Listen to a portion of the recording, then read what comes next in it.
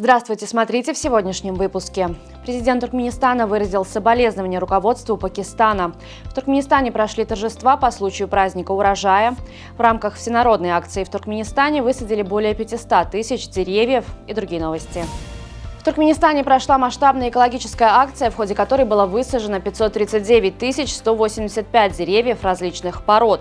Мероприятие прошло при участии президента Сердара Бердымухамедова, а также представителей правительства, военных и правоохранительных органов, дипломатических миссий и общественности.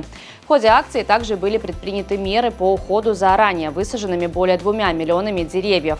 Президент Сердар Бердымухамедов подчеркнул важность систематической посадки деревьев для улучшения экологической ситуации и поручил обеспечить постоянный контроль за реализацией мер по охране окружающей среды. Сегодня в Туркменистане стартует международный турнир по теннису Ашхабад Open 2024.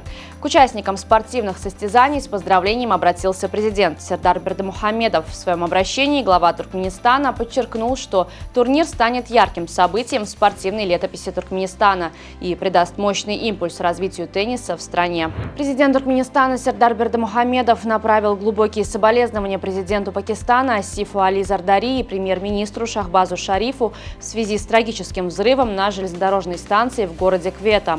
Решительно выступая против любых проявлений терроризма и экстремизма, Туркменистан полностью поддерживает усилия мирового сообщества в противодействии этому злу и его искоренении, отмечается в послании. В Туркменистане 10 ноября торжественно отметили праздник урожая. Местом проведения главных мероприятий стал берег Каракум-реки, проходящий по территории Ашхабада.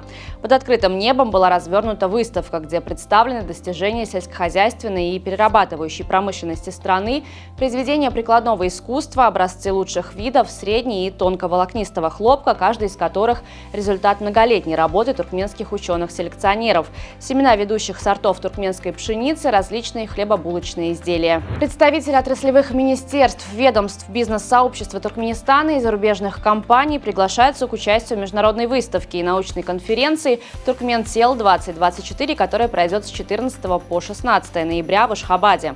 Мероприятие, организованное агентством Туркменарагатнашик и торгово-промышленной палатой Туркменистана, будет посвящено телекоммуникациям, телеметрии, информационным технологиям и телерадиооборудованию. Хлопкоробы Балканского вилаята досрочно выполнили договорные обязательства по заготовке хлопка-сырца, собрав более 16 тысяч тонн продукции.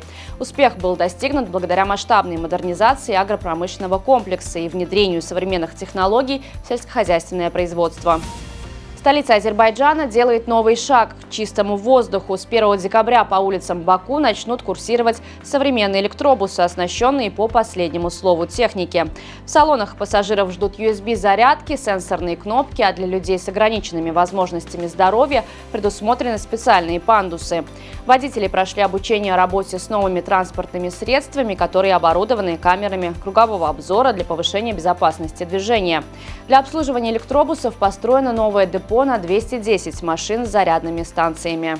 Жительница Техаса Элис Оглитри установила новый мировой рекорд по количеству сданного грудного молока.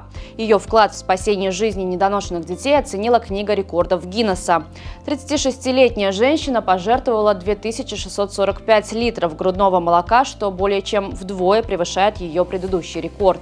История благотворительности Элис началась в 2010 году, когда она стала мамой в первый раз. Тогда она заметила, что у нее повышенная лактация, которая сохранилась при последующих беременностях. Команда Министерства внутренних дел Туркменистана «Капедак» завоевала золотые медали Суперлиги Туркменистана по футзалу 2024, победив в заключительном 20-м туре Сенагат-Банк со счетом 6-2. Серебряные медали достались команде Сенагат-Банк, бронзовыми призерами стали футзалисты Данишчи. На церемонии награждения были отмечены лучшие игроки сезона. Награждение победителей и призеров провел председатель Федерации футбола Туркменистана Гуванч Мухаммед Овеков. На сегодня это все. Желаю вам хорошего завершения дня. Увидимся завтра. И не забывайте, что Туркменпортал – ваш самый надежный источник новостей.